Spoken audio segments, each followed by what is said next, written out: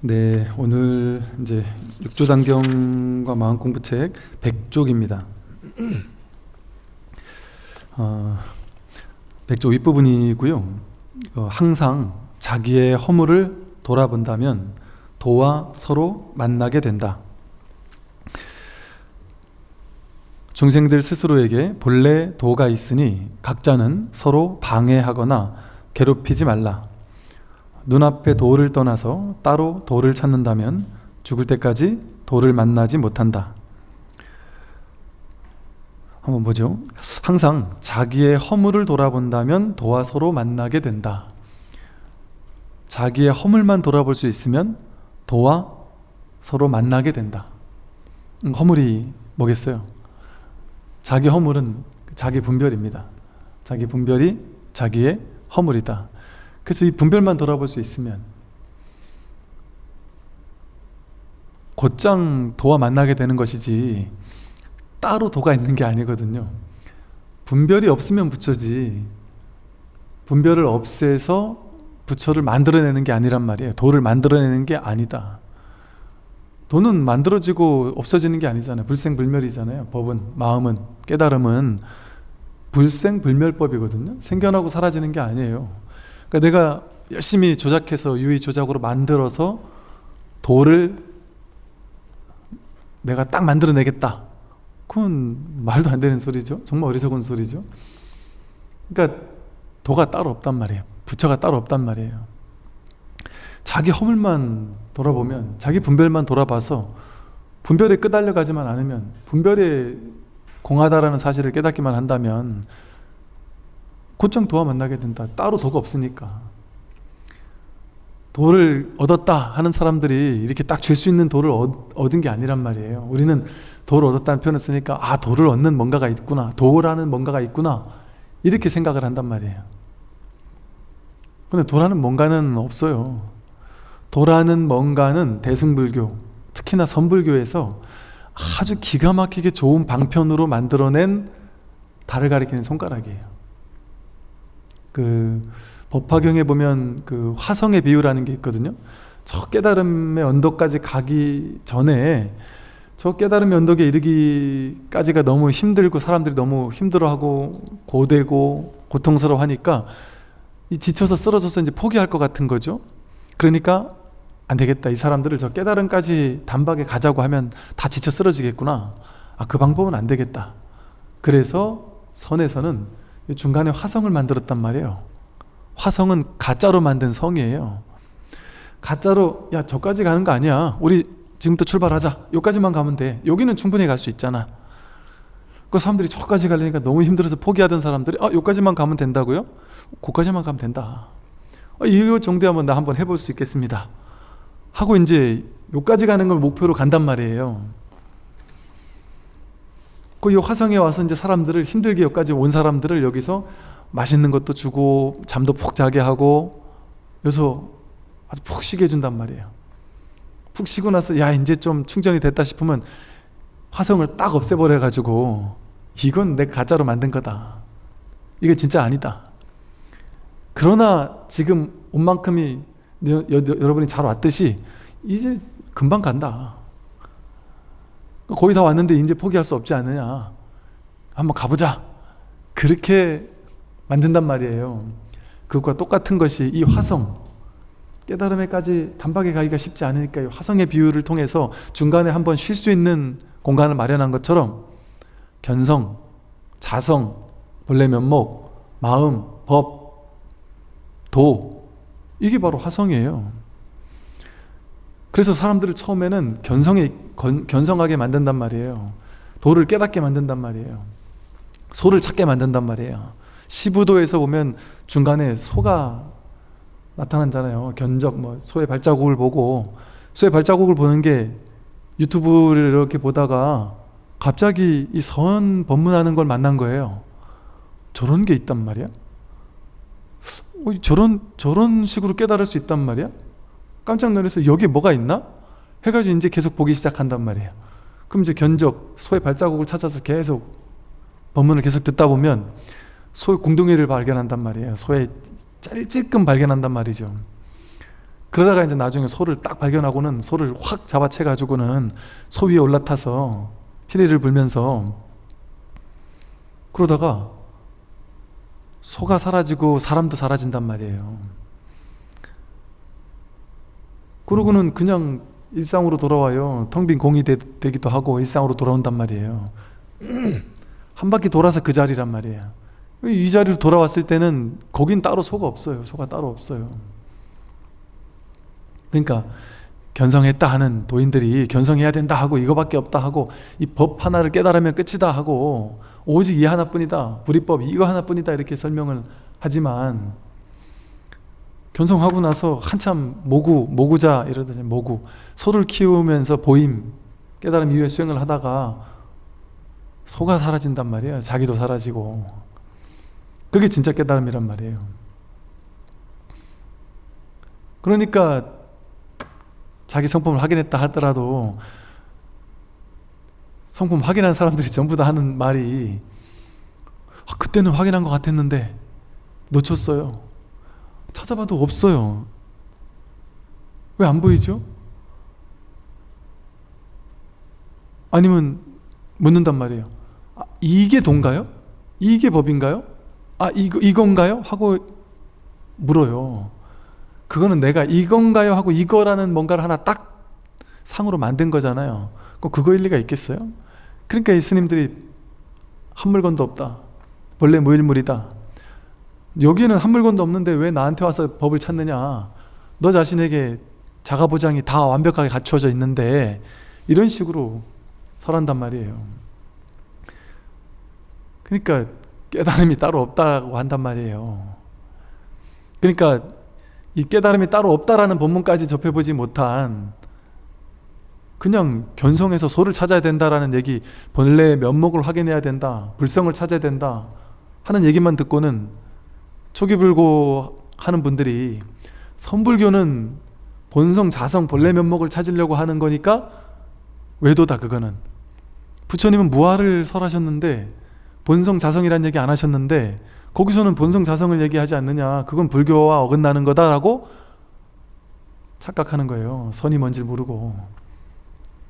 선은 법화경에서 말하듯이 중간에 화성의 비유처럼 이 소를 찾는 비유를 하나 껴넣었단 말이에요. 근데 그게 엄청난 효과를 발휘한단 말이에요. 엄청난 효력을 발휘해요. 지금 보세요. 남방불교 수행해가지고 부처된 사람 있습니까? 부처된 사람은 고사하고 깨달았다 혹은 내가 정말 마음을 쉬었다 이런 사람 찾아본 적 있냔 말이에요. 별로 있느냐. 그닥 저는 삼매 체험했다 이런 사람들이 있어요. 자랑하는 게 삼매 체험했다 이런 거 얘기를 하니까 그게 훌륭하지 않다는 얘기는 아니에요. 삼매 체험만 해도 엄청난 그 불태전의 마음이 일어나고 야 이런 세계가 있구나, 내가 지금까지 접해보지 못하던 놀라운 세계가 있구나 하고 신심이 장해지는 거는 좋은데 그게 깨달음은 아니잖아요. 근데 그래서 윗바사나 해라, 앉아가지고 본내망상이 올라올 때 그걸 지켜봐라, 일거수일투족을 관찰해라. 그거 얼마나 짐 빠지는 일이에요. 하루 종일 이걸 알아차린다는 게 쉽지 않잖아요. 맨날 놓치고. 그럼 놓치고 나서 내가 놓쳤구나 하고 자괴감에 빠지고 난 올바른 수행자가 아니구나 이러기 쉽단 말이죠. 그런데 이 화성의 비유처럼 소를 한번 찾은 사람은 깨달음 이후의 공부가 훨씬 원만해진단 말이에요. 수월해진단 말이에요. 저절로 윗바사나가 이게 윗바사나는 내가 하는 게 아니었구나. 그러니까 본래 성품이 윗바사나구나. 본래 성품이 알아차림이구나.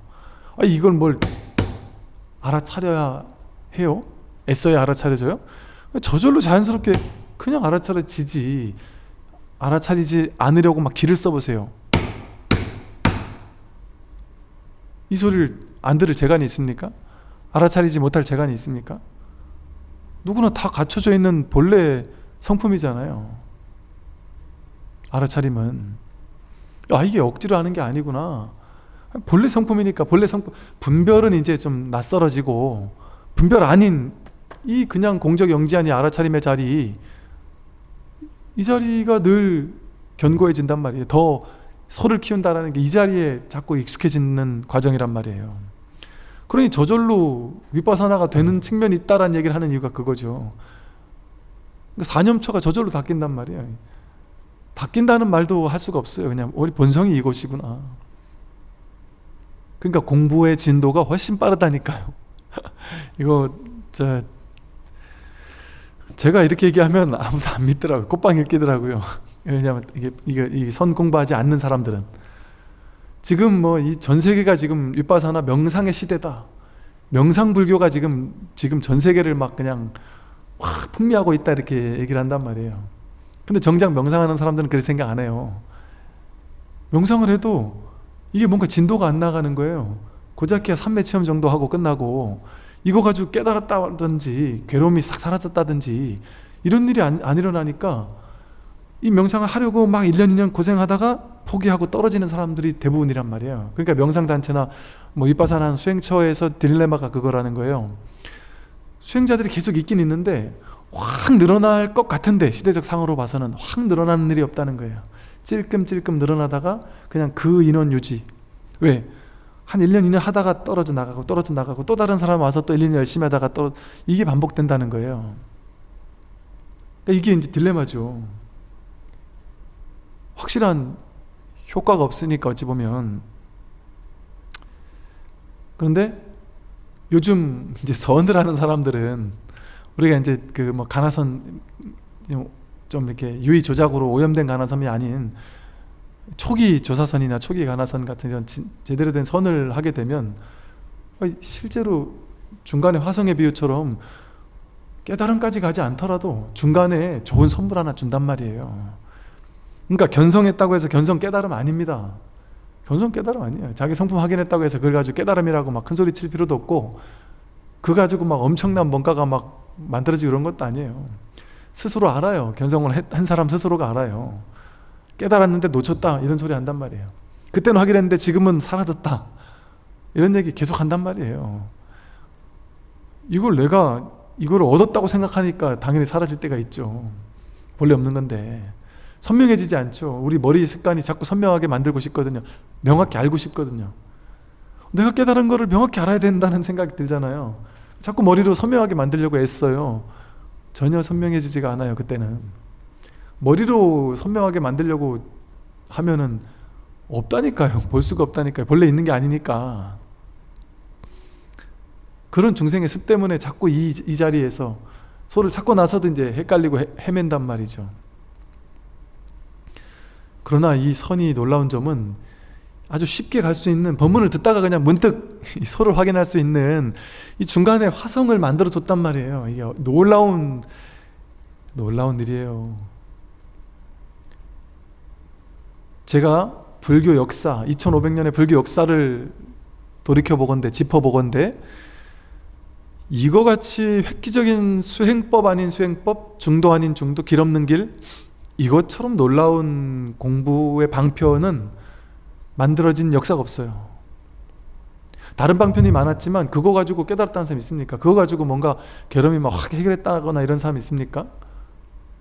그래도 다른 수행도 하다가 많이 가벼워졌다던데요? 그거는 심리상담센터에 가도 그래요.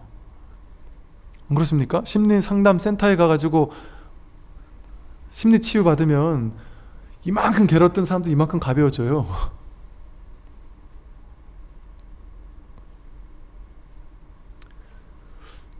진짜예요.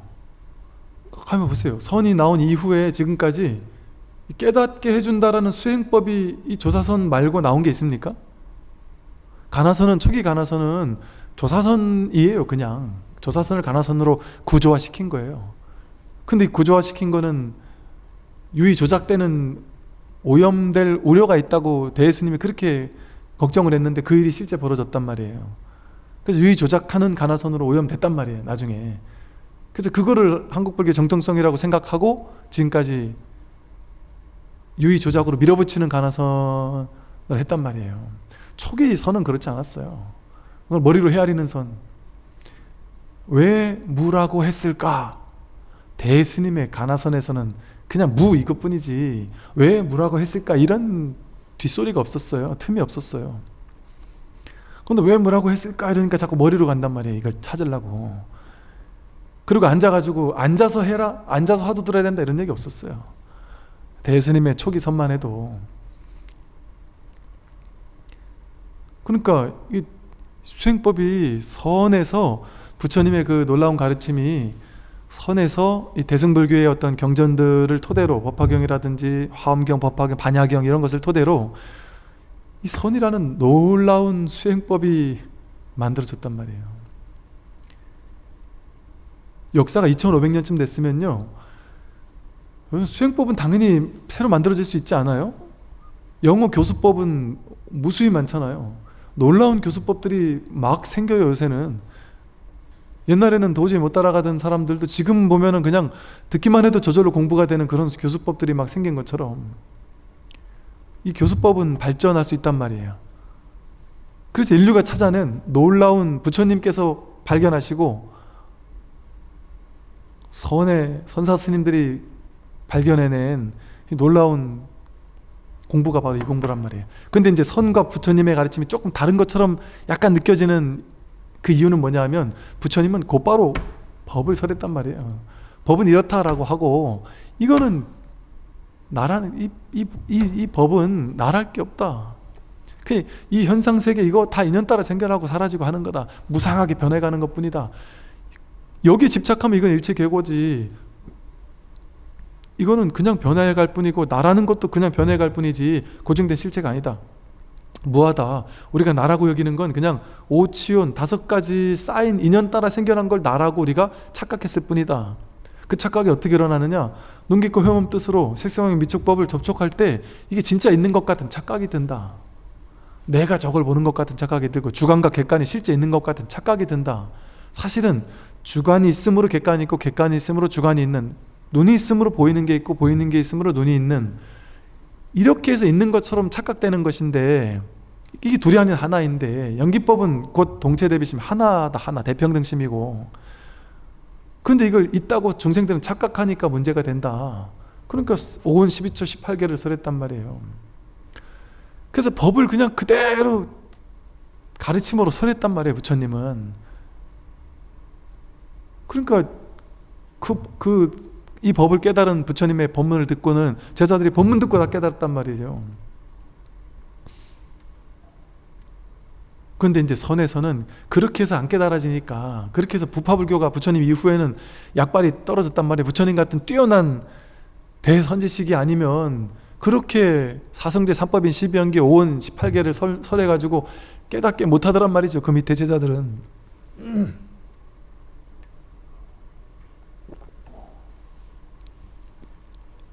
어찌 보면 부처님의 가르침은 부처님 같은 위대한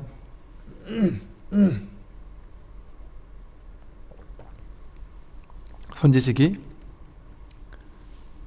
가능한 게 왜 그러냐면, 내가 그 법이 있을 때는, 내가 그 깨달음이 있을 때는 상대방이 나에 대한 믿음과 나에 대한 어떤 완전히 그냥 마음을 열고 하나 되겠다라는 마음으로, 이 스승에 대한 완전한 믿음이 있고 마음을 활짝 열고 그냥 공명하는 마음으로 나를 완전히 열고 듣게 되면 이심전심이라는 게 통할 수밖에 없어요. 여마미소라고 그래요. 이심전심이 확 통할 수 있단 말이에요. 여기서 저기로 확 통할 수 있단 말이에요. 그게 깨달음의 힘인 거죠, 힘. 그러니까 깨달은 자가 법을 설하면 그것을 공명을 하니까 깨어난단 말이에요. 근데 부처님 당시에 아함경 니까야 경전에 보면, 우리 아라한과를 증득한 스님들이 많다고 해도 가섭존자가 부처님의 상수제자잖아요. 부처님 열반 이후에 제일 상수제자잖아요. 근데 가섭존자에게 부처님이, 가섭존자가 부처님처럼 모든 걸 다 환하게 보려고 막 기를 쓰고 있으니까 가섭존자한테 아주 어르고 달래듯이, 아주 애기 이렇게 달래듯이, 야야 아서라 아서라 가서봐, 너가 부처처럼 부처님처럼 되려면 아직 멀었다. 너는 그 당연하다. 넌 지금 그걸 환하게 보지 못하는 게 당연하다. 이런 식의 얘기를 여러 번 하셨단 말이에요. 그러니까 부처님 같은 그 정도의 어떤 그 완전한 법이 있을 때나 제자들을 막 깨어나게 한단 말이에요. 근데 부처님 열반하시니까 이제는 그렇게까지 깨어난 사람이 많지 못했단 말이죠. 그러니까 현학적으로 흐를 수밖에 없고 머리로 이해할 수밖에 없고, 그러니까 부파불교의 문제점이 생겨났고, 그거를 또 깨뜨리려고 대승불교가 딱 탄생했단 말이에요. 근데 대승불교 경전들도 어때요? 따로 수행법은 없어요. 경전은 법을 설하는 거예요. 그냥 공이라는 연기법, 사성제, 중도, 오은, 12처, 18개를 12연기를 그냥 공성이라는 반야바라밀이라는 이런 것으로서 법을 약간 다른 비유로서 설한 거예요. 대승불교 경전은 법이 드러나 있는 거예요. 이거는. 그러니 대승불교 경전이 있는데 그걸 보고 깨달은 사람들이 있느냐 말이에요. 대승불교 사상은 있어도 공사상, 중관사상, 유식사상, 열애장사상, 그 경전을 기반으로 사상은 발전했잖아요. 근데 그러고 인도에서 부처님 당시처럼 깨달았다는 사람들이 있느냐 말이죠. 어찌 보면 교학에 머물렀단 말이에요. 그게. 그러니까 부처님 당시 부처님이 제자들을 확 깨어나게 해준 건 부처님이 어찌 보면 그 법의 힘이고, 그러고 나서 깨닫게 해주는 게 있었냔 말이에요. 수행법이랄 만한 게 있었냔 말이에요. 역사 속에 없었단 말이에요. 경전은 있었어도. 우리가 얘기하는 뭐 연불도 있었고요, 다란이 독성도 있었고요, 주문을 외우는 것도 있고요, 절하는 것도 있고요, 경전 독송하는 것도 있고요. 그게 진짜 깨어나게 하는 거냔 말이에요. 방편이지. 방편이잖아요. 근데 그것도 방편인 이유는 그러다가도 자기가 안목이 밝으면 그러다가 뒷걸음치다가 생각지 못하고 그냥 시절 인연이 딱 동해서 깨달을 수는 있지만 왜 있겠어요? 연불하다도 깨달을 수 있어요. 독경하다 깨달을 수 있어요. 당연히. 근데 연불하다가 독경하다가만 깨달을 수 있는 게 아니라 잠자다가도 깨달을 수 있고요, 길을 걷다가도 깨달을 수 있고요. 그건 자기가 준비가 되면 독경 연불 하다가만 깨닫는 게 아니에요. 서양의 많은 선지식들은 보면 자다가 일어났는데 세상이 바뀌어버렸잖아요. 수행해서 깨달은 게 아니에요. 깊은 우울증에 시달리다가 다 포기하고 탁 놔버렸는데 자고 일어났더니 세상이 달라졌다, 이런 식의 얘기하는 분들이 있단 말이죠. 그러니까 불교 역사상 뭐랄까요, 사람 중생을 깨닫게 하는 힘을 가진 유효한 효과를, 약효를 지닌 놀라운 수행이라는 방편은 없었다고 해도 과언이 아니에요. 그러니까 지지부진했잖아요. 부처님 당시 이후에 정말 진짜 부처님처럼 집단적으로 대중을 깨어나게 하는 그런 방편력을 지닌 사람들이 누가 있었냔 말이에요. 근데 딱 한 세대, 한 시기, 선의 황금기라고 불리는 이 조사 스님들의 육조 스님으로부터 시작해서 육조 스님의 제자, 또 그 제자의 제자, 그렇게 한 몇 대를 걸치면서 그때가 어찌 보면 최초라고 할 수 있어요. 석가모니 부처님의 법이 전해진 이후로 최초로 이러한 방법 아닌 방법, 길 아닌 길. 그러니까 조사서는 방법이 없잖아요. 조사서는 방법이 뭐예요? 스승의 법문에 귀 기울이는 거, 그밖에 없어요. 왜 그래야 될까요? 조사 스님들은 깨달은 사람들이잖아요.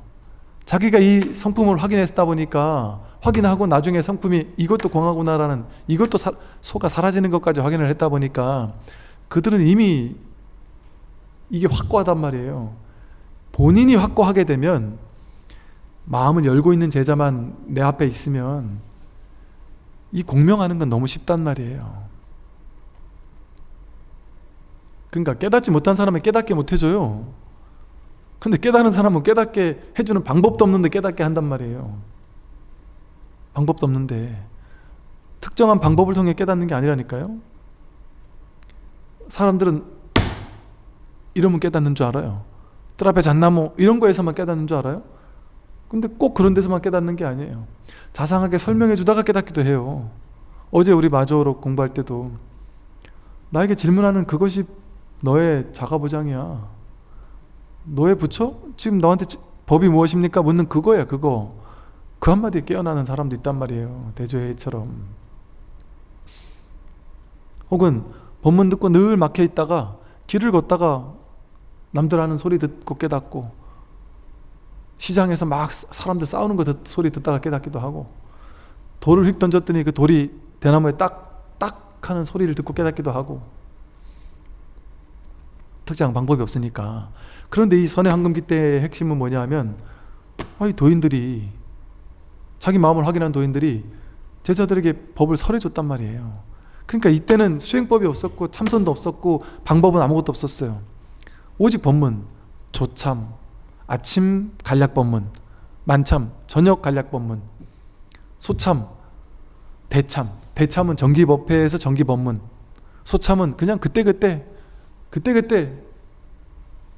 모여라 해가지고 법문하는 거.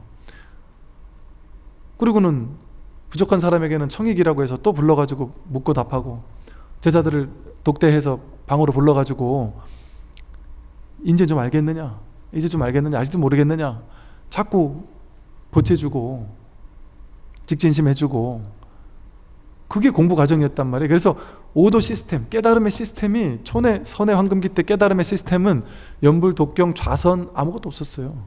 오로지 법문, 1:1 독참, 그게 다였어요. 그러니까 선방이 없었다니까요. 초기에는 법당만 있었지. 법당이 부처님 모신 게 법당이 아니었어요. 그냥 텅 빈 공간이었어요. 설법당이 법당이에요. 설법당이. 그래서 옛날에는 법당과 불전은 따로 있어요. 그래서 그 책이 뭐더라? 그 유명한 책에 나와요. 불전은 세우지 않는다. 법당만 있을 뿐이다. 불전은 세우지 않았어요. 불전은 불상이라는 형상을 세워놔야 되잖아요. 근데 주지라는 법을 지니고 있는 주지가 법을 늘 법당에서 설하고 있는데 불전이 뭐할 필요가 있느냐. 불전은 부처님 모신 곳이고, 법당은 법을 설하는 스님이 법을 설하는 설법당이 법당이란 말이에요. 그러니까 불전은 세우지 않는다가 아예 원칙이었다니까요, 선에서는. 그러니까 거기선 주지가 중요했죠. 주지는 법이 있어야 주지가 되니까. 그러니까 행자도 주지가 되고, 행자도 조사가 되고, 이제 막 출가한 지 얼마 안 된 20대, 30대도 새로 만든 절에 주지를 선발해서 보낼 때 이제 막 들어온 초짜 스님을 주지로 보내기도 했단 말이에요. 30년, 40년 차 된 어른 스님들 제끼고. 그런 일이 다반사였죠. 법이 없으면은 안 된단 말이에요. 이처럼 인류 역사, 불교 사의 역사를 보면 딱 이 선의 시대에 부처님 당시와 똑같은 일들이 벌어졌어요. 부처님 법문 듣고 다 깨어났다니까요. 그게 딱 요 시대에 법문 듣고 깨달음이 일어났던 시대란 말이에요. 제가 느끼기에는 지금이 이제 불교 역사상 부처님 당시 선의 황금기, 그리고 지금 다시 선이 살아나고 있단 말이에요. 근데 지금은 놀랍게 부처님 당시와 선의 황금기 때와 다른 점은 유튜브가 있다는 거. 그게 다른 점이다. 그러니까 모든 사람들이 누구라도 법문을 듣고, 그러니까 그때는 머리를 깎고 절에 들어가야만 스님 법문을 조참 만참 맨날 법문 들을 수 있었잖아요. 근데 집에 앉아가지고 직장생활 하면서 조참 만참 소참 대참 맨날 참석하잖아요. 하루에 몇 시간씩.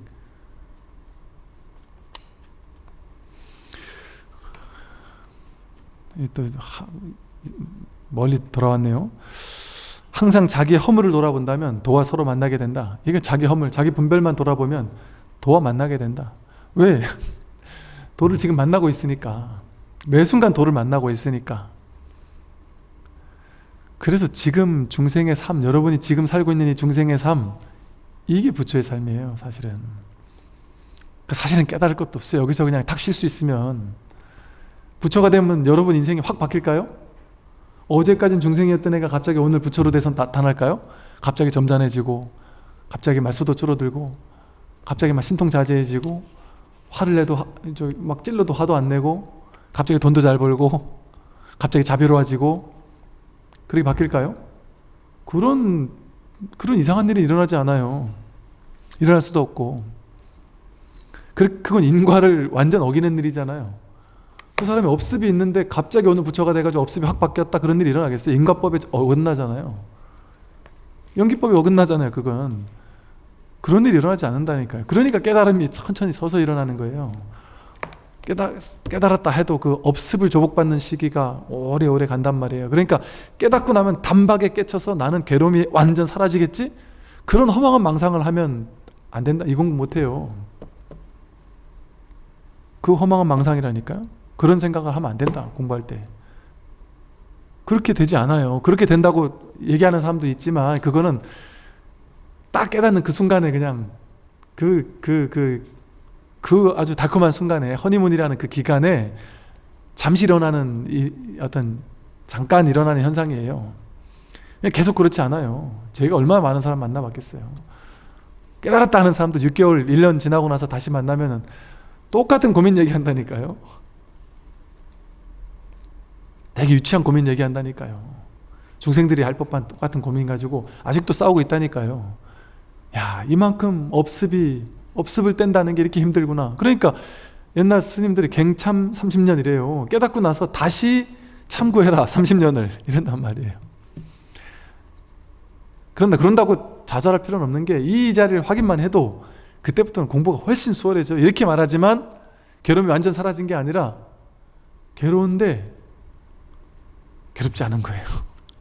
분명히 나는 지금 막 눈물을 흘리고 있어요. 괴로워요. 우울해요. 막 눈물을 흘리고 있는데 내 근원의 어느 한 부분은 이게 올 일이 아니구나라는 걸 분명히 내가 깨닫고 있는 한 부분이 있단 말이에요. 이게 굳이 말로 표현해 본다면, 분명히 문제 속에 시달리고 있는데 이게 이 모든 게 문제가 아니구나라는 걸 분명히 딱 버티고 있는 그 힘이 있단 말이에요. 겉으로는 울고 있지만. 그러니까 부처님이 그랬잖아요. 상수제자인 사리불가 목건년이 먼저 죽었을 때, 야, 이 스님들이 이렇게 많아도 사리불가 목건년이 먼저 죽고 나니까 이 승가가 텅 빈 것 같구나. 너무 외롭구나. 이렇게 외로울 줄 몰랐다. 그런데 또한 신기한 것은 이렇게 외로운데 신기하게 외롭지가 않구나. 이렇게 외로운데 외로운 게 없다. 그런단 말이에요. 하되 함이 없이 하는 거고, 마음을 일으키되 거기에도 걸리지 않고 그 마음을 내는 것뿐이지 그 괴로움이 완전히 사라지는 게 아니에요. 그러니까 잔해증이라고 하는 거예요. 겉으로 봤을 때는 모른단 말이에요. 그 깨달음의 경계를. 똑같이 우니까, 똑같이 외로워하니까, 그 내면에 흔들림 없는 그 딱 중심 잡힌 그건 우리 눈으로 안 보이니까. 그러니 깨달은 자도 이런다니까요. 근데 이제 사람들이 본인이 깨닫고 나서도 오해한단 말이에요. 법상이 너무 강했던 사람은 깨달으면 모든 게 완벽히 바뀌어야 돼 하고 생각하는 거예요. 괴로움이 완전 사라져야 돼 하고 생각하는 거예요. 그와 반대로 깨달으면 괴로움이 사라지는 게 아니고 괴로움을 완전 허용하게 돼요. 괴로움을 피해 도망치지 않아요. 괴로움과 싸워 이기려고 애쓰지 않아요. 그냥 허용하게 돼요. 그냥 내버려둬요. 그냥 그거 괴로움을 감당해요. 감당하니까 괴롭죠. 괴롭지만 괴롭지 않은, 그렇게 되는 거지. 그러니까 완전히 감당하게 되는 거지, 괴로움을 내가 막 조작해가지고 이 괴로움 없애고 저건 더 만들고 이런 능력이 생기는 게 깨달음이 아니다. 여기에 대한 분명한 안목이 있어요. 이런 걸 안목이라 그래요. 깨달음에 대한 엄청 허망한 착각, 상, 이걸 100% 쥐고 있단 말이에요. 사람들은 그걸 쥐고 있으면 자기가 깨달아도 못 깨달았다고 막 빡빡 우긴단 말이에요. 쉽게 말해. 이게 웃기는 얘기인데, 깨닫지 못할 때는 나 깨달았나? 이러면 택도 없다 이런 소리 듣기 쉽지만, 내가 깨닫고 나면 나는 못 깨달았어요 하고 막 길을 쓰는데, 스승은 깨달았다니까 하고 빡빡 우기는 일이 벌어질 수도 있다니까요. 근데 그 말도 웃긴 거지만, 그러니까 저는 깨달았니 깨닫지 못했는 이런 말은 이거 다 허물이다. 이게 다 진짜 말이다. 언어고 개념이다. 그 깨달았단 말 쓸 수 없구나. 그냥 견성은 깨달음이 아니에요. 어찌 보면 그냥 공부 입문 시작한 거지, 그걸 가지고 깨달았다고 말할 수 없어요. 미진함이 남거든요. 중생들 스스로에게 본래 도가 있으니 각자는 서로 방해하거나 괴롭히지 말라. 중생들 각자에게 100% 도가 있어요. 100% 도가 있어요. 좀 도를 써서 저렇게 뭐요, 음식도 마시고 눈도 닦고 고개도 숙이고 고개도 들고 그러시잖아요. 100% 지금 100% 부처를 쓰고 있다니까요. 각자가 자기 도를 가지고 쓰고 있는데, 그러니까 어제 대주해 스님이 마조를 찾아가서, 스님 도가 무엇입니까? 야, 너는 너한테 있는 자가부장, 너한테 있는 그 자기 보배를 놔두고 왜 나한테 와서 도를 찾느냐? 너한테 완벽하게 갖추고 있고 완벽하게 활용자재하게 활용하고 있지 않느냐? 너가 지금 활용하고 있구나. 지금 도가 무엇입니까? 그게 도 아니냐? 이렇게 활용자재하게 하고 있구만.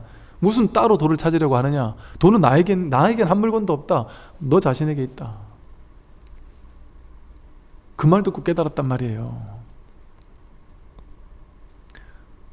그 자기에게 있다라는 사실을 그냥 확인하는 거예요.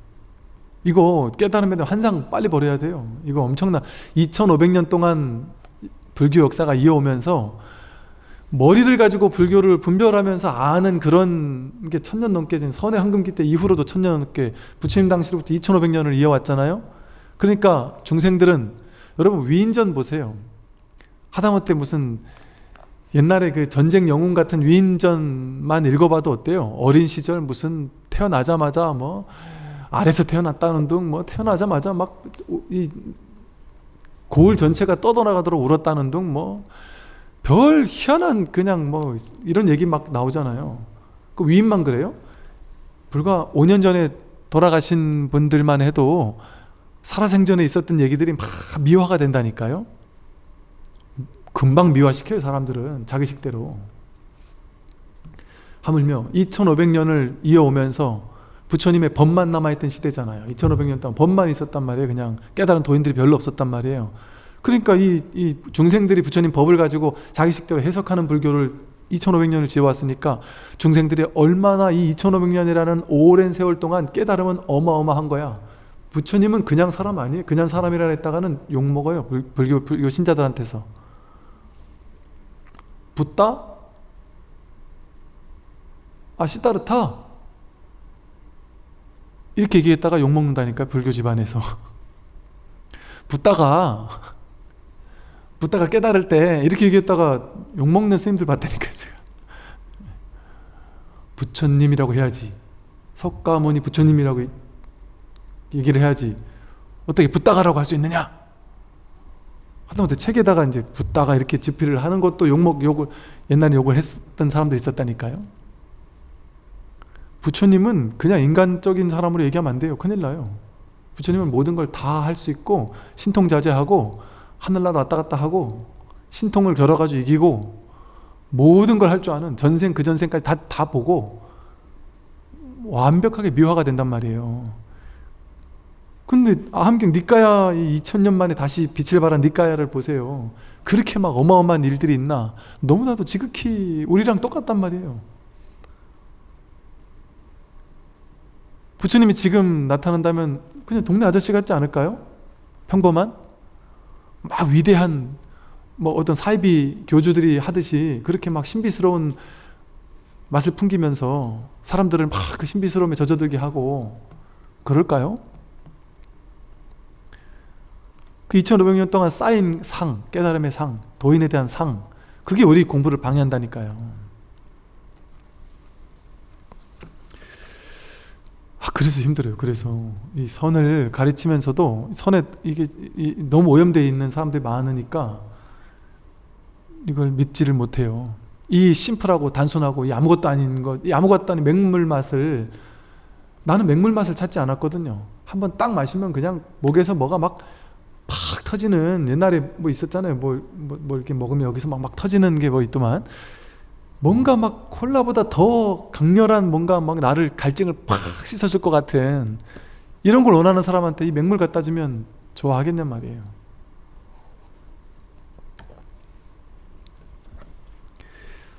중생은 자기에게 스스로에게 본래 도가 있어요. 그러니 중생들 각자가 서로 방해하거나 괴롭힐 필요가 없다. 각자가 자기 부처를 완벽하게 쓰고 있는데 이렇거니 저렇거니 네가 맞느니 틀리느니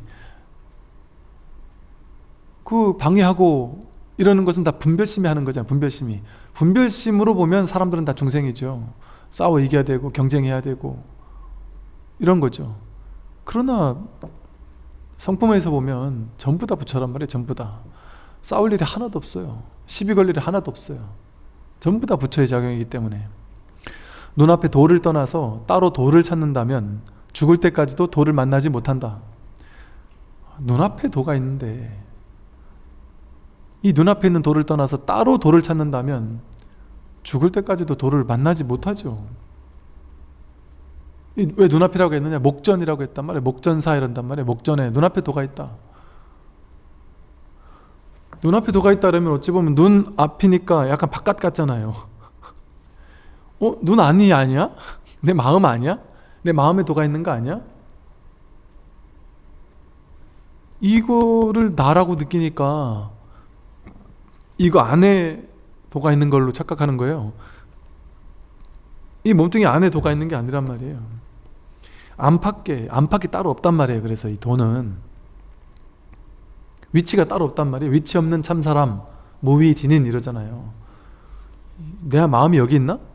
여기 있나? 여기 있나? 여기 있나? 여기 있나? 우주에 있나? 별나라에 있나? 저 옆에 방에 있나? 저기 지하철역 앞에 있나? 내 눈앞에 있나? 다 있단 말이에요. 어디도 없는 데가 없단 말이에요. 통으로 하나니까 그걸 목전이라고 한 거예요. 목전, 허공성. 그냥 눈앞에 펼쳐져 있는 것이 그냥 그대로 도 아닌 게 없다. 보이는 게 다 도란 말이에요.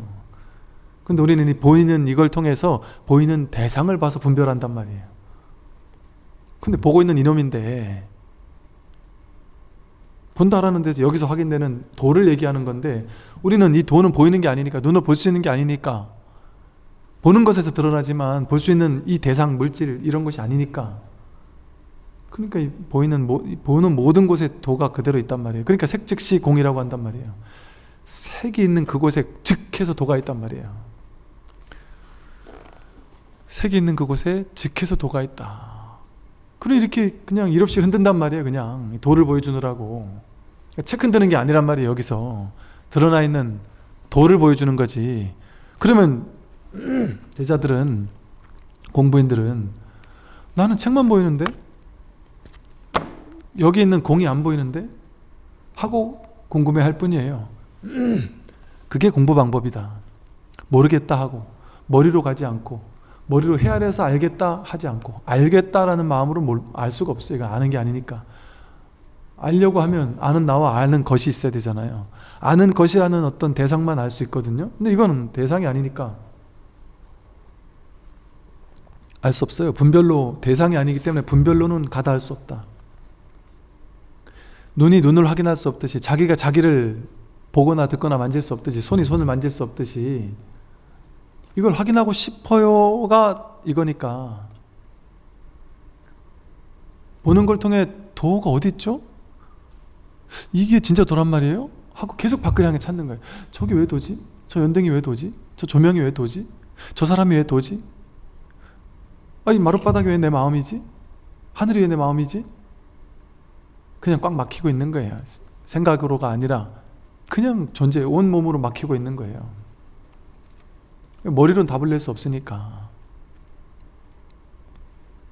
그러다가 문득 회광반조, 문득 바깥에 향해서 자꾸 찾다가 저기 왜 도지 하고 저쪽에서 도를 찾다가 이 찾고 있는 이놈을 확인한단 말이야. 이놈을. 이놈이란 말이야? 근데 이놈은 볼 수도 없고 만질 수도 없고, 그러나 이렇게 확인되고 이렇게 확인되긴 하는데 이걸 어떻게 분별의 방식으로는 확인할 수 없단 말이죠. 눈이 눈을 볼 수 없듯이, 눈이 다른 걸 보는 걸 통해서 여기 눈이 있다라는 걸 그냥 아는 거지. 그냥 확인하는 거지. 눈이 눈을 볼 수 있어요? 못 봐요. 눈이 눈을 보는 이런 식의 방식, 귀가 소리를 듣는 이런 식의 방식, 손으로 만지는 방식, 생각으로 딱 잡는 방식, 그런 방식으로는 이 도를 볼 수도 만질 수도 들을 수도 없다. 이거는 육근의 대상 경계가 아니니까.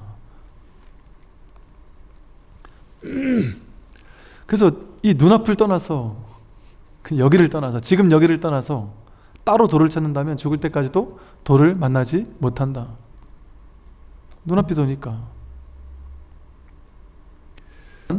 이렇게 살아있는 생생한 도가 드러나 있거든요. 여러분 지난주 와서 저를 보셨잖아요. 그죠? 이번 주 와서 저를 또 보잖아요. 그죠? 그런 일이 없단 말이에요. 그 생각 속이잖아요. 생각 속에 있는 일이잖아요. 진짜 살아있는, 여기 지금 진짜 살아있는 게 지금 여기서 이렇게 여기서 진짜 살아있는 게 뭐예요? 진짜가 뭐예요? 생각은 다 허상이죠? 근데 여러분이 누구예요? 하면 법상 스님 이럴 거 아니에요? 그거는 거짓이죠. 저 모양을, 저렇게 생긴 모양의 승복을 입고 있는 저렇게 생긴 모양의 사람을 법상 스님이라고, 그 모양을 법상 스님의 이름으로 규정한 거죠. 그걸 명과 상이라 그래요. 명상. 명과 상은 전부 다 허망한 방편이거든요. 명과 상을 빼야지 거기서 진실이 드러나요. 명과 상을 빼야지 진실이 드러난다. 그럼 여기서 명과 상을 보는 건 분별을 보는 거잖아요. 분별을 명과 상으로 드러내고 있단 말이에요. 명과 상으로 보는 건 분별을 보는 거예요. 그러니까 여기서 지금 저를 보고서 법상 스님 이러면 그건 분별이죠. 명과 상이잖아요. 이 모양을 가지고 이런 상을, 이런 이름을 가지고 법상 스님이라고 분별했잖아요. 그거는 분별을 보고 있는 거예요. 이걸 보고 컵 이러면 과거에, 이미 지나간 과거에 컵이라고 배워 익힌 지식 가지고 이걸 컵이라고 이름했잖아요. 이런 모양은 컵이라는 이름으로 이름했잖아요. 이걸 보고 컵이라고 나도 모르게 자동으로 분별이 되잖아요. 그건 분별을 본 거죠. 여기 법을 본 게 아니죠. 그럼 여기서 분별을 빼보세요. 명과 상을 빼보세요. 이름, 컵이란 이름 빼고 이런 모양을 빼고, 이건 뭐예요? 저 앞에 부처님이 뭐예요? 명과 상을 빼고 보면 부처님이에요? 거룩하신 부처님, 그 명과 상이잖아요. 그 분별이잖아요. 부처를 만나면 부처를 죽이고 조사를 만나면 조사를 죽여라. 명과 상, 부처, 조사는 다 이름이잖아요. 이름과 모양이잖아요. 저기 부처님이 있어요? 저기서 부처님을 보면 아직 중생이에요. 아직 분별을 보는 거예요. 저 불상에서 부처를 보는 거는 중생이 하는 짓이에요. 그러니까 옛날에 다나 천연선사는 추운 겨울날 너무 추우니까 목불을 갖다가 도끼질 해가지고 장작으로 뗐단 말이에요. 그 주지스님한테 혼나니까 사리를 막 가서 찾았단 말이죠. 이게 어떻게 진짜 부처냐? 여기서 당신은 지금 부처를 보고 있느냐? 여전히 중생을 벗어나지 못하겠구나. 그런 얘기 아니에요? 그러면 저 부처님을 보면서 명을 빼고 상을 빼면 뭐가 있어요?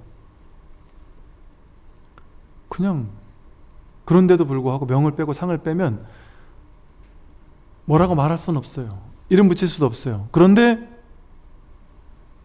지금 이렇게 드러나곤 있죠. 이렇게 살아있죠. 뭔가가 살아있단 말이에요. 뭔가가 이렇게 확인된단 말이에요. 근데 이걸 뭐라고 이름 붙이면 스님이 손을 흔들고 있네요 라고 이름 붙이면 그건 다 명색이죠. 이름 붙인 거죠. 그 소리요? 하면 이게 소리예요? 소리예요? 소리는 이미 지나갔잖아요. 과거잖아요. 지금 소리라고 생각하면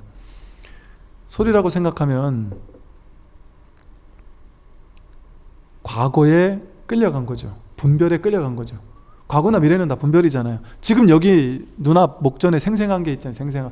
생생한 게 살아있는데 우리는 생생하게 살아있는 것을 직접 보지 않고 과거에 배워 익힌 거 업식으로 배워서 경험을 통해 배워 얻어들었고 주워 익힌 분별식, 그걸 가지고 내 눈앞에 있는 걸 걸러서 해석한단 말이에요.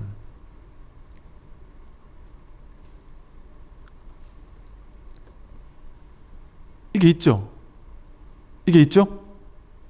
지금은 없어요 이런단 말이에요. 사람들이 보통 있지요? 있어요. 지금은 없어요. 그 말은 뭐예요? 조금 전에 있었다 지금 없으니까 없어요 라고 했잖아요. 근데 제가 물어본 건 지금은 이랬잖아요. 그냥 지금은. 그런데 나도 모르게 조금 전에 보이는 걸 봤다 보니까 조금 전에 본 과거가 바로 떠올라가지고 지금은 하면 없어요 이런단 말이에요. 지금 진짜 살아있는 게 뭐예요? 없어요는 분별이죠. 과거로 가지고 지금 있다 없다라는 분별을 하는 거잖아요. 그럼 없어요가 어떻게 진실일 수가 있어요? 이걸 보고 스님이라고 하는 게 어떻게 진실일 수가 있어요? 근데 과거에서 이런 모습을, 이런 옷을 입으면 스님이라더라 하고 배워 익힌 업습이잖아요. 명과 상을 가지고 지금을 보는 거잖아요. 스님이 흔들고 있구나, 이렇게 말이 딱 나오는 순간 벌써 그거는 명과 상으로 오염된 거란 말이에요. 오염된 거. 이 소리가 찰나찰나 뭐예요? 이거거든요, 이거. 그런데 소리요? 그 소리요? 좀 전에 그 소리요? 좀 전에 그 소리요? 바로 떨어졌죠, 분별에. 분별에 떨어진 거죠, 그죠? 그냥 이거라니까. 뭐 좀 전에 소리요?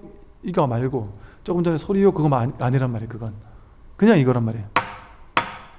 지금 진짜 살아있는 거, 진짜 생생한 거. 그러니까 생생하다, 살아있다라는 것도 그렇고, 그냥 지금 여기 뭐가 있냔 말이에요. 그냥 이거를 말로 그 소리 그거 이렇게 얘기하면 벌써 좀 전에 걸 얘기하는 거잖아요. 지금 뭐가 있어? 지금 뭔 소리가 있어요? 이처럼 현실은 매 순간순간 재행무상으로 찰나찰나 변하고 움직이잖아요. 그걸 잡을 수 있어요? 그 컵뚜껑 이러면 벌써 과거로 가지고 상을 가지고 이름을 지어가지고 그 상에 걸린 거잖아요. 살아있는 진짜가 아니잖아요. 근데 살아있는 진짜가 매 순간 우리 눈앞에 있잖아요. 여러분, 집에 가면은 어제 보던 남편이 있는 게 아니라니까요. 난생 처음 보는 남자가 명과 상을 빼면 남자도 아니죠. 무언가 하고 지금 눈앞에 지금 이렇게 삶을 경험하고 있는 거예요. 삶을 마주하고 있는 거예요. 대화를 나누는 것도. 틱나탄 스님이 사랑은 언제나 첫사랑이다 이러듯이 숨 들이쉬는 건 언제나 첫 번째 호흡이에요. 언제나 지금 여기에서 지금 이 살아있는 이 호흡이 처음이에요. 처음.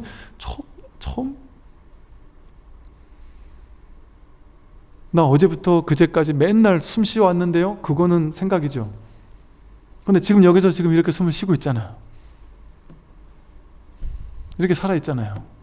숨을 쉬고 있는데 내가 어제까지 살아왔어요. 내가 인생을 살아왔어요. 남자로 살아왔고 여자로 살아왔고 성공했고 실패했고, 그거 다 생각이란 말이에요. 매 찰나찰나 새로운 삶이 지금 여기서 계속 경험되고 있는데, 이 분별을 다 내려놓고 그냥 매 순간 이 살아있음이 오고 가는데, 이 작용이 드러나고 있는데 여긴 관심이 없고 분별에만 관심을 가져가지고 컵뚜껑, 시계, 나는 저런 차는 좋아하고 저런 차는 싫어하고, 난 저 사람은 싫고 저 사람은 좋고, 내가 이걸 가지면 괜히 있어 보이고 이게 없으면 괜히 내가 초라해 보이고, 화장 좀 잘 받으면 뭐 왠지 어깨 으쓱하고, 이런 다 분별 쫓아가는 거잖아요. 분별 쫓아가는 거. 상이잖아요, 상. 이른가 개념 모양으로 분별 쫓아가는 거거든요. 진짜는 뭐가 있느냐.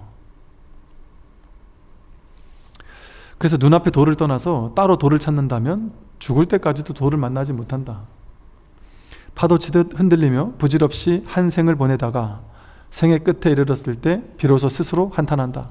파도 치듯이 흔들리면서, 분별에 흔들리면서 이 생각 쫓아가고 저 생각 쫓아가고 자기 욕심 쫓아가고 자기 욕망 쫓아가고 화나는 마음 쫓아가고 저 사람의 말 한마디 끌려다니고 경계에 끌려다니고 보이는 거 끌려다니고 들리는 거 끌려다니고 맛보는 거 냄새 맡는 거 맨날 이렇게 파도 치듯이 흔들리면서 분별에 부질없이 끌려다니면서 한 생을 보내다가 생의 끝에 이르렀을 때 비로소 스스로 한탄한다. 내가 진짜 뭐 하고 살았나.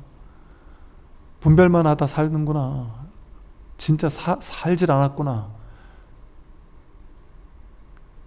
여러분, 살아있는 사람 4명이 시체 하나를 끌고 가는데 어떤 스님이 살아있는 거 하나를 죽은 거 넷이 끌고 가는구나 이랬단 말이에요. 죽은 게 오히려 살아있다고 했단 말이에요. 여러분, 살아있어요? 죽어있어요. 자기 인생을 죽이고 있어요. 매 순간. 분별이라는 가짜를 가지고 이게 주인 삼아서 살고 있잖아요. 이걸 지금 가짜로 해석하면서 나는 돈이 있어야 돼. 돈이 없으면 괴로울 거야. 내 자식은 어느 정도, 이 정도 위치는 가야 돼. 내 남편은 이 정도까지는 가야 돼. 자기 생각으로 만든 가짜잖아요. 그 생각을 집착함과 동시에 그거 못하면 괴로워지거든요. 원시인들은 뭐 어떻게 살았는데요? 지금 인도 아프리카 사람들은 지금 최저임금만 돼도 만족스럽게 살 수도 있거든요. 어떤 사람은 그렇게 사는 사람 있죠, 분명히. 자기 생각을 믿으면 자기 생각이 자기를 괴롭히는 거거든요. 자기가 만들어 놓은 괴로움에 자기 스스로 빠져가지고 그 분별을 쫓아다니면서 부질없이 파도치듯 흔들리며 부질없이 한 생을 보내다가 생의 끝에 이르렀을 때 비로소 한탄해봐야 소용이 없습니다. 매 순간을 자기 삶을 죽이고 있으니까, 이 살아있는 걸 보지 않고 죽어있는 걸 보고 있으니까, 머릿속에 있는 시비 분별을 가지고, 머릿속에 있는 무명업식을 가지고 현재를 자꾸 해석하고 있는 거는 지금 살아있는 거를 안 보고 과거의 것을 가지고, 옛날 것을 가지고 지금을 해석해서 보잖아요. 그러니까 저거 아는 거야 하면 그 진지하게 안 보죠. 이미 나 아는 거니까. 이미 본 거야 이러면 다시 안 본단 말이에요.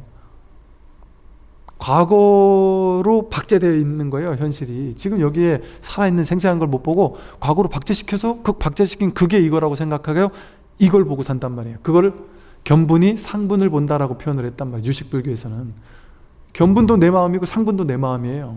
내 분별의식이에요.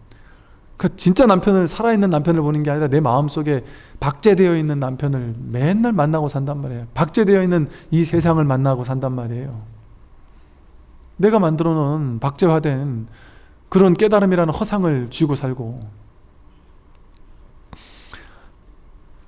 참된 도를 보고자 하는가? 행함이 바르면 그것이 곧 도이다. 뭐가 행함이 바른 거예요? 분별하지 않는 행을 하는 게 바른 거예요. 무슨 행을 해도 괜찮아요. 근데 그 행을 하면서 내가 분별을 쫓아가서 분별을 주인해 놓고 그 행을 하느냐, 아니면 이 법의 자리에서 행하느냐. 법의 자리에서 행한다면 그게 행함이 바른 거예요. 겉으로 봐서는 알 수 없죠.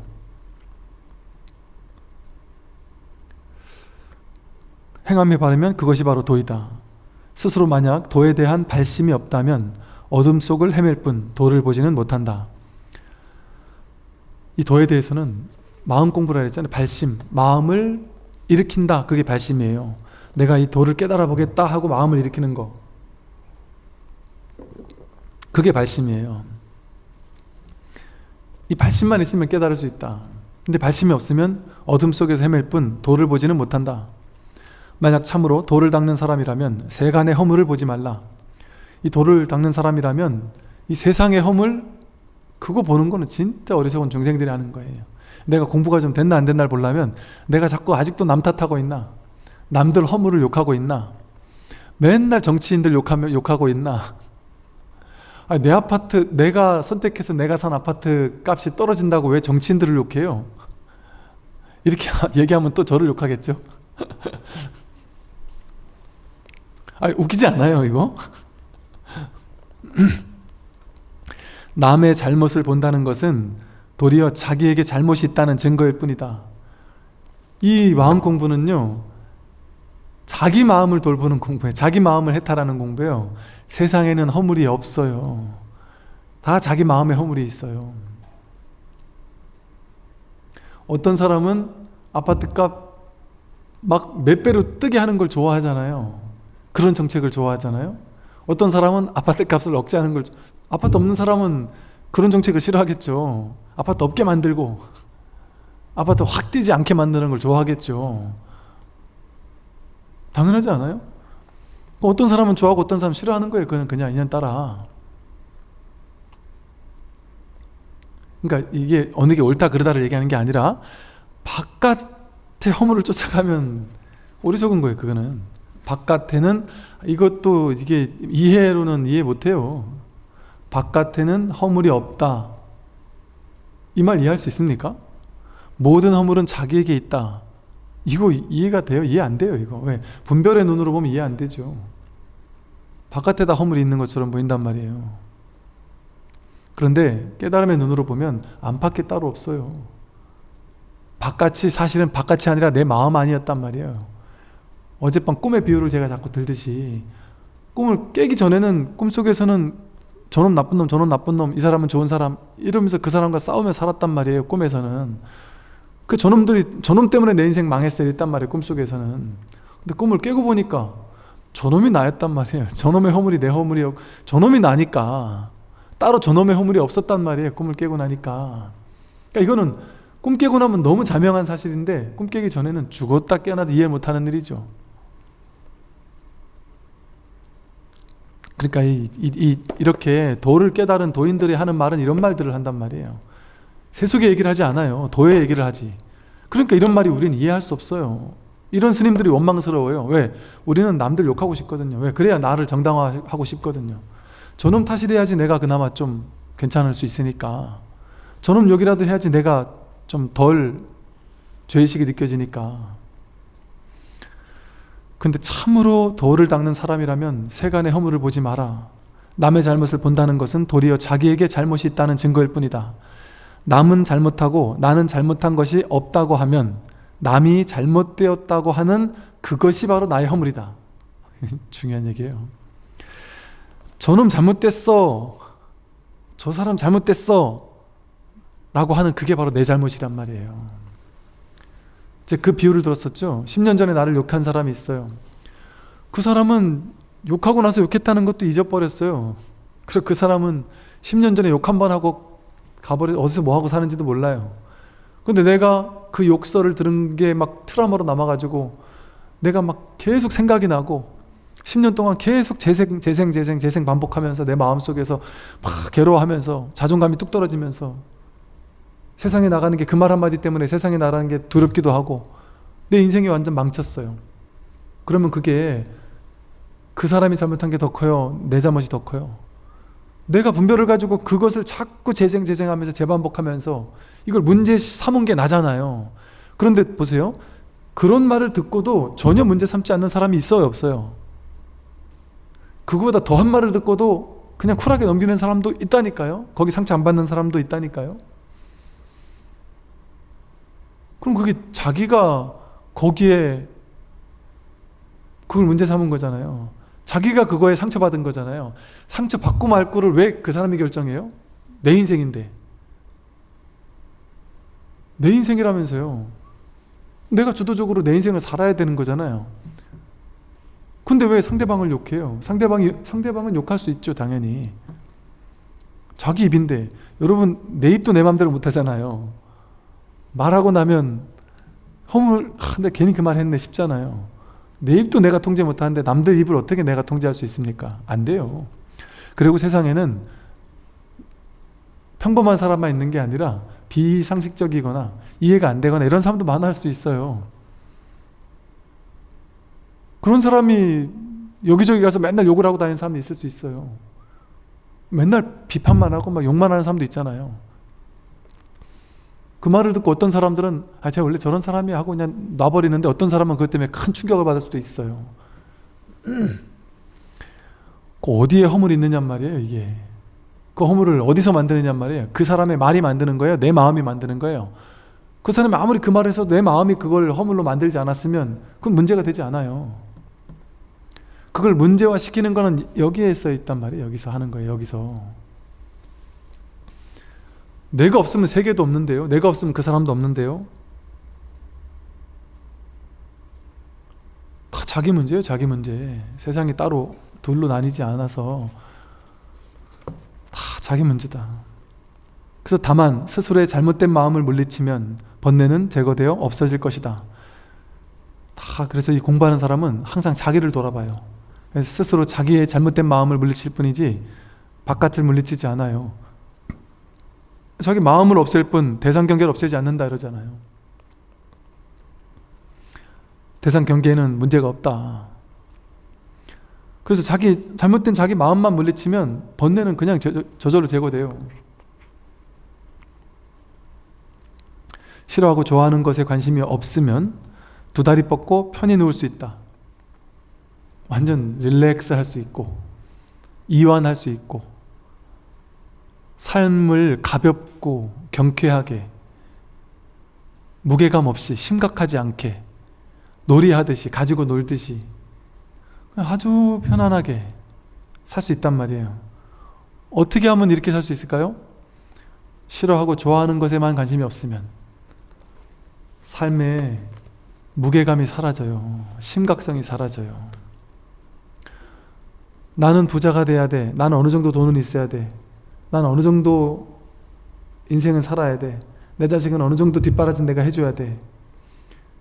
이런 식의 내 머릿속에서 좋아하는 거, 난 이렇게 살아야 돼 하고 좋아하는 거, 이런 거는 내 인생에 벌어지면 안 돼 하고 싫어하는 거 있잖아요. 그게 있으니까 괴로운 거 아니에요? 그것만 없으면, 야, 옛날에 원주민들은 다 불행했을까요? 원시인들은? 인도 사람들은 돈이 없으니까 다 불행할까요?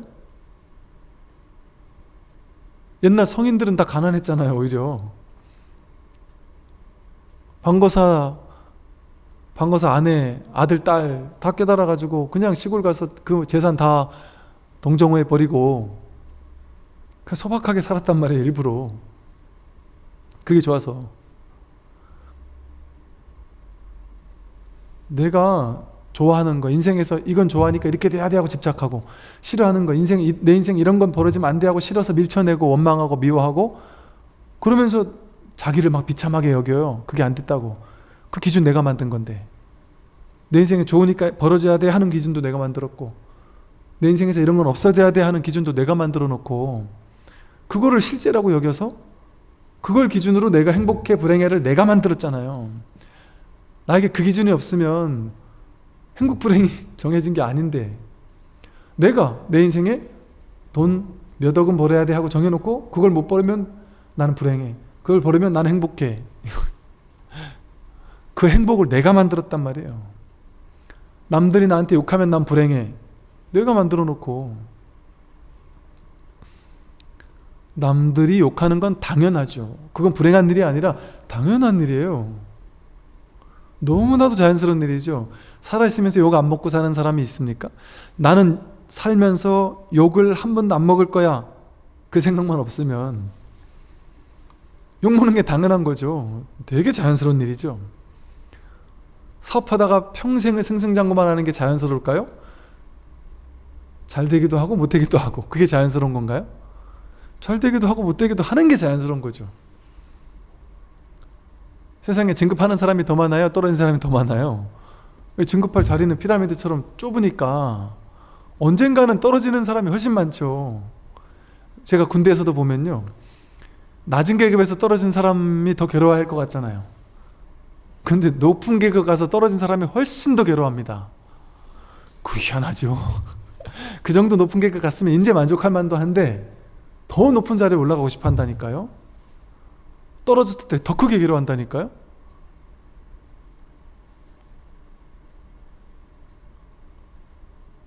그러니까 제가 계급으로 보면 군에서 군종장교로 있을 때 계급으로 보면 되게 낮은 계급인 거예요, 어찌 보면.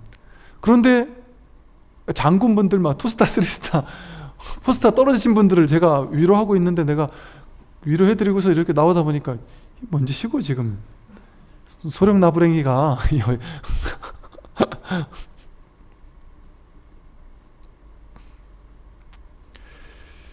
자기가 살다 보면 자꾸 기준이 높아져요. 행복에 대한 기준이, 가치 기준이. 그럼 자기가 그래 높여놨잖아요. 응애응애하고 태어날 때 그게 뭐 좋은지 알았어요? 저희 어릴 때 시골에 살았다 보니까 그냥 먹고 살면 되는 걸로 원래는 알고 있었어요. 그냥 먹고 살면 아무 문제 없는 걸로 당연히 그렇게 여기고 살았어요. 근데 사람들이 다들 처음에 어릴 땐 그렇게 살다가 나중에 커가면서 자기가 돈을 벌면서 위치가 높아지면서 자꾸 그 기준을 높이는 거예요. 자기 혼자, 자기 스스로. 그리고 남들을 보면서 상대적인 박탈감을 느끼고. 누가 느끼라 그랬어요? 자기가 느낀 거잖아요. 지방 사람, 제가 지방에 살다 보니까 지방 사람들이 서울에는 아파트 값이 엄청 오른다 이러잖아요. 지방도 그런다던데. 그러다 보니까 거기에 대한 상대적인 박탈감으로 괴로워하는 사람들이 엄청 많더라고요. 그 상대적 박탈감 누가 만들었냔 말이에요. 아니, 서울에 있는 아파트가 가만히 있는데 그 아파트가 나보고 박탈감을 막 안겨주던가요? 그걸 쳐다보고 내가 느꼈잖아요. 내가 그 사람과 경쟁 상대라고 생각을 누가 했어요? 내가 경쟁 상대라고 생각했지. 그 사람은 경쟁 상대라고 생각해 본 적도 없는데 내가 경쟁 상대라고 생각하는데 하고 나서 걔가 나보다 잘 되니까 괴롭다고 질투한단 말이에요. 그런 게 없어요. 내가 좋아하고 싫어하는 걸 만들어 놓으니까, 취사 간택심을 만들어 놓으니까 괴로움이 생기는 거예요. 거기에 관심이 없으면, 좋아하고 싫어하는 것에 관심이 없으면 두 다리 뻗고 편히 누울 수 있다. 인생을 완전히 릴렉스, 이완, 심각하지 않게, 긴장하지 않고 그냥 이렇게 살 수 있어요. 이렇게 사는 게 아무 일이 없어요. 아무 문제가 없어요. 다른 사람을 교화하고자 한다면 자기에게 모름지기 방편이 있어야 한다. 이 부처님 가르침을 이 또 깨닫는 것과 깨달은 것을 가르치는 건 또 달라요. 깨달으면 훌륭한데 이 방편이 없어서 교화를 못하는 분들도 계시고요. 이게 진짜 다 달라요.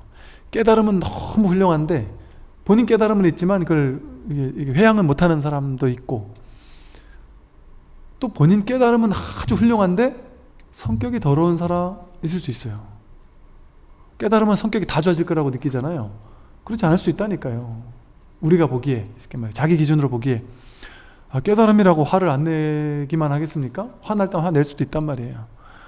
깨닫긴 했는데 자기의 업습을 이게 조복 못 받을 수도 있단 말이에요. 한동안은 자기 업습을 조복하는 그 오후 수행을 하는 동안은 물론 이제 점차 원만해지겠지만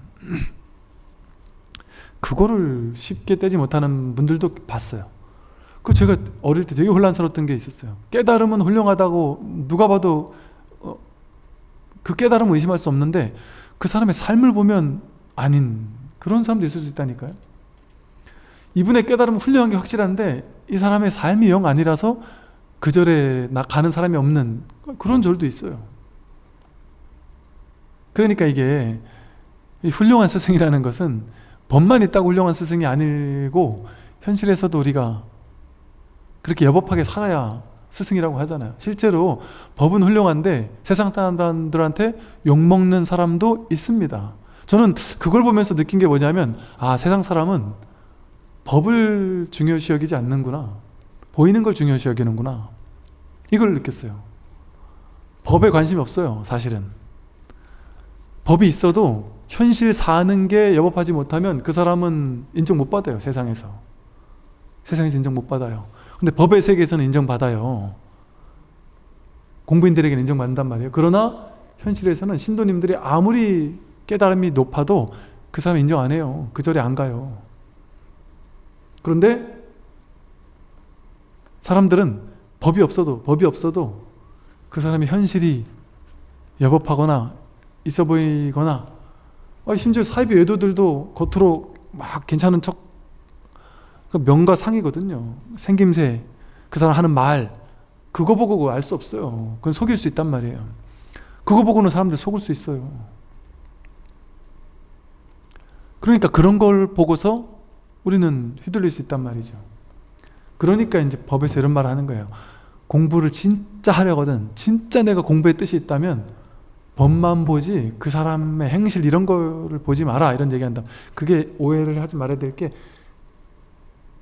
이 스승인지 아닌지를 찾기 전까지는 다 봐야죠. 근데 내가 이 법을 내가 확실히 깨닫겠다 한다면 법만 봐라 얘기를 하는 이유가 왜 그런 얘기가 나왔겠어요? 그만큼 깨달은 도인 중에도 현실은 영 아니다 싶은 사람이 은근히 있었단 말이에요. 있어요. 제가 봐도 보인단 말이에요. 그럴 수 있어요. 그리고 어떤 사람이 보기에는 좀 아닐 수도 있죠. 어떤 사람이 보기엔 괜찮을 수도 있고. 그래서 자기 식대로 그 사람의 삶을 판단하면, 판단 분별해가지고 자기 기준대로 그 사람을 옳은지 그른지를 판단하니까 제대로 볼 수 없단 말이에요. 그러니까 좀 약간은 이기적이래야 돼요. 공부하려면, 내가 진짜 공부하려면. 이 스승한테 법만 보고 가가지고 법만 딱 받아가지고 떠나는 거예요. 스승도 그걸 바라고. 그러니까 하산하라 그러잖아요. 불교에서는 공부 다 하면 하산해라 이러잖아요. 묶어두지 않아요. 불교는 공부하고 하산하는 거예요. 그냥 떠난 자기 길 가는 거예요. 그래서 자기가 자기 법을 또 다른 사람에게 알려주는 거예요. 그러면 된단 말이에요.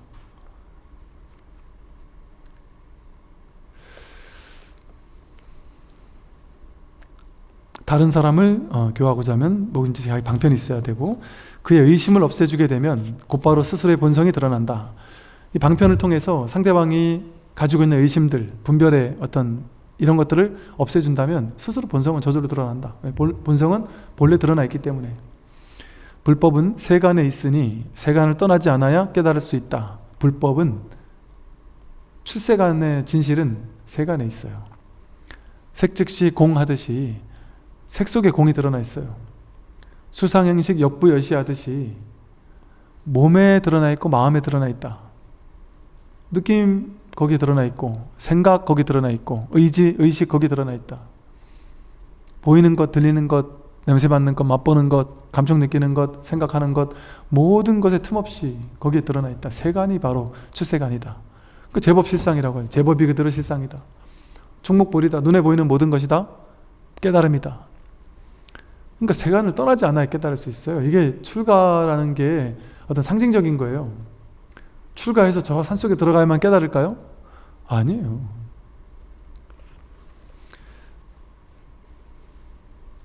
산속에 가도 거기 경계가 있어요. 거기서 또 출세간에 분별을 한다니까요. 거기서 분별하고 싸우고 이런 일이 벌어져요. 세간 있는 거기서 깨달음을 찾을 수 있고, 특히나 지금 같은 시대는 그걸 찾을 필요 없어요. 지금 같은 시대는 집에서 생활하면서도 마음껏 법문 듣고 내가 공부할 수 있는데,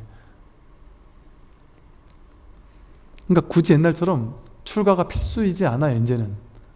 저도 출가하겠다고 찾아놓은 분들한테 굳이 정말 훌륭한 스승이 있어서 나를 깨달음으로 이끌어줄 수 있는 훌륭한 스승이 있고 거기가 출가할 수 있다면 그 좋은 일이죠. 근데 그렇지 않다면 굳이 출가 안 해도 된다 이래요.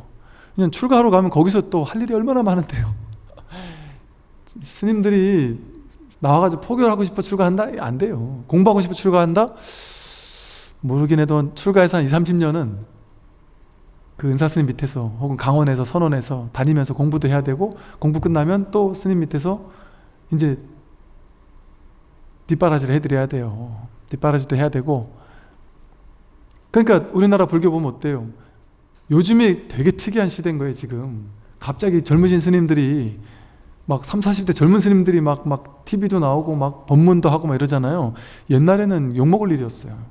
불교 전통 자체가 연세 드신 분들, 공부 많이 하신 분들, 깨달으신 분들, 뭔가 공부 어느 정도 된 분, 이런 분들이 법을 설해야 된다 이런 전통이 있었다 보니까 젊은 사람이 공부도 안 하고 저렇게 나오는 거는 아주 삿된 공부에 자세가 안 돼 있는 사람 같은 느낌이 들었단 말이에요. 그게 왜 그러겠어요? 출가하고 30년 이전에는 그 사람의 공부가 많이 됐고 안 됐고를 떠나서 그냥 입 딱 닫고 그냥 공부만 해야 된단 말이에요. 아니면 그 공부도 좀 말이죠, 공부지. 공부를 가르쳐 주는 데가 있어야 공부를 하지. 그러니까 이제 삶이 펼쳐져요, 거기서. 그러니까 제가 한 20년 넘게 스님 생활한 스님이 공부 어떻게 하셨어요? 물어보니까 공부요? 전 그냥 부엌대기였는데요? 야, 농담 삼아 반 섞어서 이런 얘기를, 너무 좀 제가 부정적인 얘기만 했나 모르겠는데, 자기가 공부에 대한 발심이 없으면 여기서도 못할 수도 있고 또 출가 안 하고도 열심히 할 수 있단 말이죠. 그러니까 어디 출가하냐 마냐가 더 중요한 건 아니란 말이죠. 물론 출가의 공덕 자체가 있어요. 확실히 출가하면 확실히 공부는 더 잘 될 수 있고, 그러나 그 발심한 사람에 한해서, 깨달음에 발심한 사람이래야 출가에 공덕이 있겠죠. 깨달음에 발심하고 바른 스승을 만날 수 있는 가능성이 있다면 출가가 훨씬 낫죠. 당연히. 이게 뭐 말할 수도 없이 훨씬 낫죠. 옛날 조주마조 임재 항법 같은 스님을 만나서 출가할 수 있다면 너무 좋죠. 근데 그러지 못한다면 그냥 공부하는 게 그것도 나쁘지 않을 수 있다. 왜냐하면 그렇게 공부 이끌어주는 스승이 이제는 TV 속에 막 엄청 많으니까, 스마트폰 속에 막 그냥 있으니까. 그리고 그 선지식들에게, 선지식을 찾았으면 그분의 법문을 볼 것이지 법을 볼 것이지 사생활을 보지 말란 말은 뭐냐면, 굳이 애써서 막 친해지려고 하고 가까워지려고 하고 막 친소관계 유지하려고 하고, 이거는 별로 안 좋아요. 그리고 뭔가 자꾸 바랄 필요도 없어요. 스승한테 뭘 바래요. 그냥 내가 법만 보고 법을 공부하겠다, 그냥 그렇게 하면 돼요. 특별히 막 친분관계를 내가 유지하겠다, 뭐 그런 걸 굳이 할 수 있으면 해도 무방하겠지만, 그걸 좋아하는 분들이라면 굳이 뭐 그런 걸 좋아할까요? 자기 공부가 중요한 거지 친소관계가 중요한 게 아니잖아요.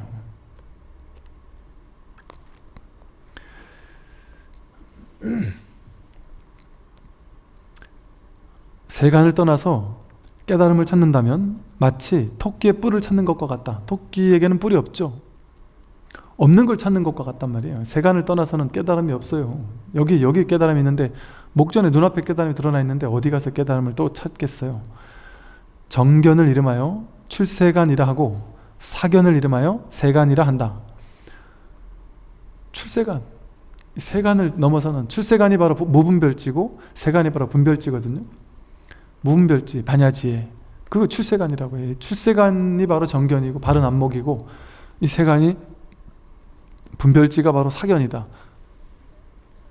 그런데 이렇게 출세간이라고 정견이라고 방편을 이름을 썼는데, 왜 방편을 이렇게 이름을 썼을까요? 우리 중생의 머리는 중생과 부처, 사견과 정견, 세간과 출세간, 중생심과 진여심, 부처심, 이런 식으로 둘로 나누어야지만 이해를 한단 말이에요. 우리 분별의 구조가, 머리 자체가 둘로 나누어야지만 이해하는 구조니까 방편으로 둘로 나눠 놓은 거예요. 근데 그 둘로 나누어서 하나를 선택하라고 그런 얘기를 했겠어요? 분별지를 무분별지로 바꿔야 돼, 이렇게 말은 하는데, 분별지를 버리고 무분별지로 가려고 하는 거는 분별지를 버리고 무분별지를 취하는 취사간택이잖아요. 중생을 버리고 부처로 가는 건 취사간택이잖아요. 출세간을 취하고 세간을 버리는 건 취사간택이잖아요. 그러니까 방편으로 그런 얘기는 하지만, 그런 얘기 해놓고 나서 또 스스로 그 방편을 깨뜨린단 말이에요. 그게 바로 중도로 깨뜨리는 거거든요. 그래서 보세요. 앞에서는 그렇게 해야 된다고 했다가 이런단 말이에요. 정견은 출세간이고 사견은 세간이라 한다. 그런데 삿됨과 발음을 다 물리친다면 결국에 가서는 삿됨도 발음도 다 물리쳐야 된다. 왜? 정견, 사견 둘 다 분별이잖아요.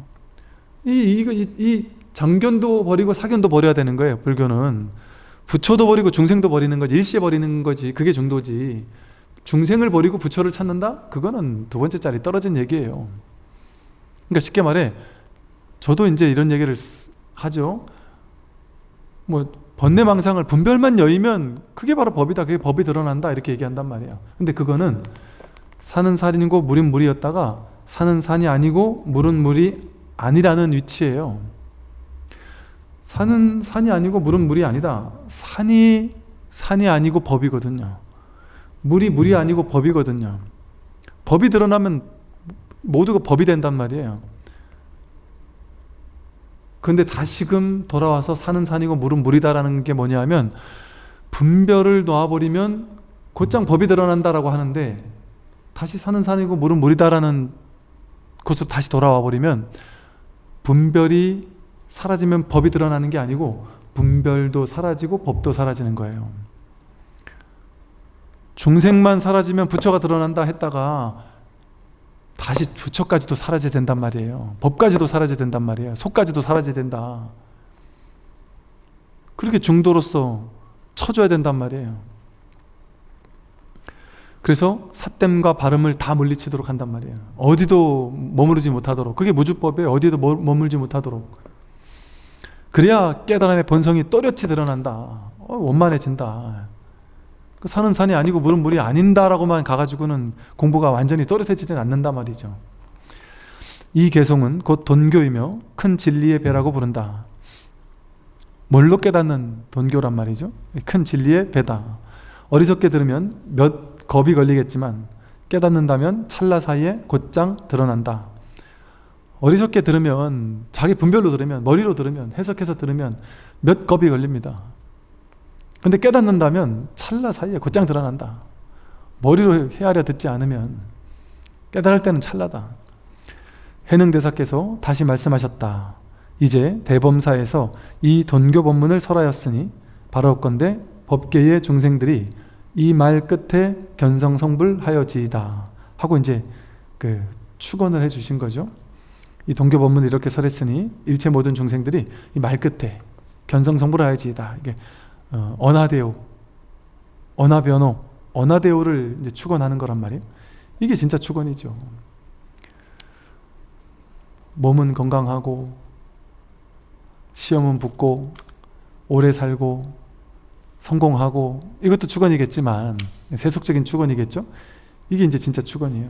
일체 중생들이 말끝에 견성성불하여지이다. 그때 위사군과 관료들과 승속의 사람들이 대사의 법문을 듣고 깨닫지 않은 이가 없었으며 일시에 절을 올리고서 모두 찬탄하였다. 기쁘고도 기쁩니다.